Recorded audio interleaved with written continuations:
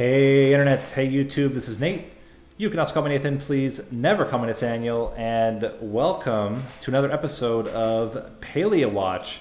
And we have some new news, and not just artwork. Recently, the dev team just put out a brand new blog post talking about the alpha and what they've learned and what's upcoming.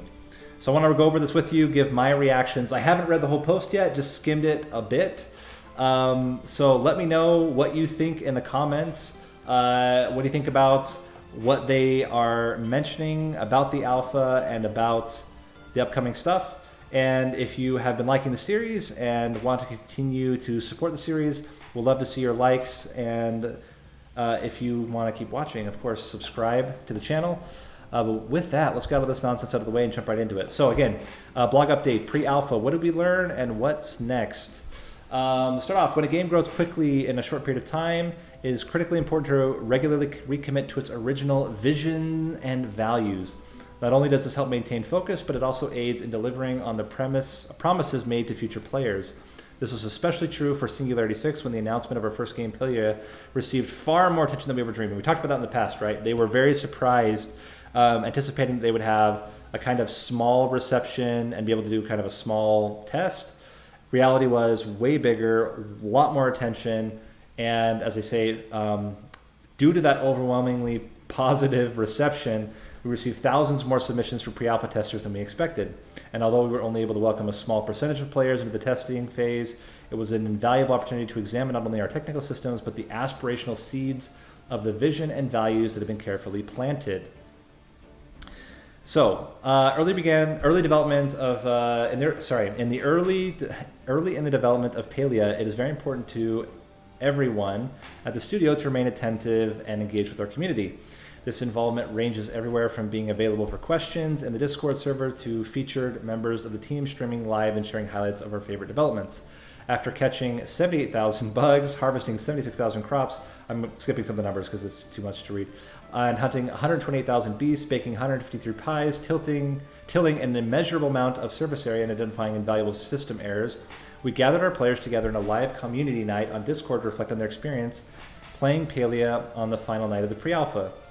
Did players, in fact, see a beautiful and intricate game that became a meaningful part of their lives? Is it a compelling virtual universe filled with rich and diverse social interactions? And most of all, did our players feel valued and a true sense of belonging? While we have much more work to do to implement our pre-alpha testers' feedback and suggestions, we are humbled and excited to share with you some of the early responses and snapshots that let us know that even this early in Palia's development, we are staying true to the heart of our original vision and values.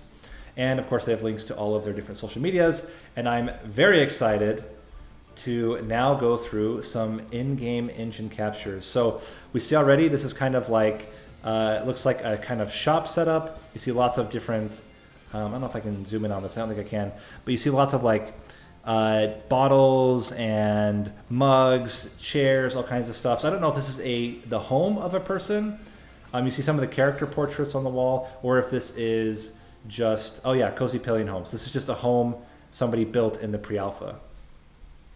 Here, again, another home customized to a very different taste. So now, if you compare the two, this is very much like kind of a bar setup. And here we have more of like a living room setup with couch, table, chairs, hat rack, and so on. Also, look at the differences in the characters, right? This is what we talked about in the last episode. We have like this reddish hair with black streaks and a dress, different colors. And then here we have like a backpack, blue hair, the backpack going right through the hair as one does. And then like different carry-on stuff. So looks like there's going to be a lot of customization that players can do not only in their home, but also their characters themselves. Some of the comments, I really started to think about how Palia could become a daily part of my life and just a peaceful place for me to return. I realized Palia made me a more peaceful and happier person. Interesting. So here's like huge community here. It's taking a big photo.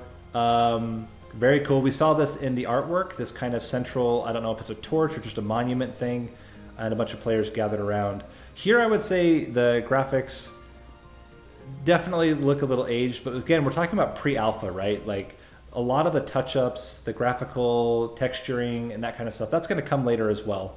So I expect this to be pretty dramatically improved over time as they iterate. I mean, even like the faces are all kind of the same faces. So definitely think that's going to be something that develops over time. I was not expecting the game to be as built out as it was. I could already see the vision in many of the character models. The whole game is going to be lovely, and I'm really excited about it. Really excited for it. Whoa, there we go. All the stuff that they're crafting and building stacked around the yard. Definitely reminds me of Animal Crossing, trying to sort out all your stuff before you have lots of inventory space. Also, you see this UI F to open standing on this treasure chest. So starting to see some of the stuff's going to be interactive. I mean, normally in games like this, chests are interactive. It'll be interesting to see how much of the stuff is interactive versus just, garden furniture. The devs are so hands-on and interactive with the community as a whole and have made this entire experience completely life-changing for me. A relaxing picnic area designed by Passion Tiger Brew. So outdoor area, also customizable, very similar to Animal Crossing. I think probably what I expect is that there will be dedicated areas where you have your plot of land, you can customize the yard, customize the house, and then obviously you can't go dumping stuff on people's doorsteps, but I have to see. As someone who's mostly a lurker, I feel so grateful to the way in which Palia allows for easygoing cooperation. I never joined a neighborhood. Ooh, joined a neighborhood. Wonder if that's their version of guilds or clans. But the vast majority of the time I was out mining or hunting, I found folks to co-op with. And again, what does co-op mean? This is very interesting. People just doing stuff together in the same area, or is there actually things to do together that are unique when you're playing co-op? More kind of cozy houses. See photo or portrait, some hanging flags, some hanging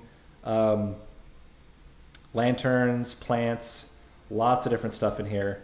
Lots of different things already you can see that you can customize with, so that's very exciting. Fishing, a peaceful moment to reflect. And to that question, I'm getting more and more the impression that this really is just a kind of a go wherever you want kind of thing, right? Like just standing on the edge of the river, you could just swim to that other side of the river, you could just climb up to these mountains. That's very exciting for me. I really like that style, and I hope that that's the case, that it's really more freedom to explore.